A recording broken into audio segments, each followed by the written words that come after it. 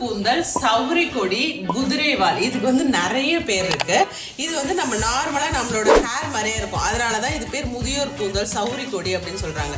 இதோட பச்சை இலை இப்போதைக்கு கிடைக்கல, அதனால இந்த மாதிரி காய வச்சு நம்ம வச்சிருக்கிறத நான் காமிக்கிறேன். இந்த மாதிரி காய வச்ச இலைகள் எல்லாமே மிக்சியில போட்டு நல்லா அரைச்சி நம்மளோட ஆயில வந்து நல்லா இன்ஃபியூஸ் பண்ணி யூஸ் பண்றதுனால இதோட பேர் மாதிரி நம்மளோட ஹேர் வந்து நல்லா சூப்பரா வந்து க்ரோத் ஆகும்.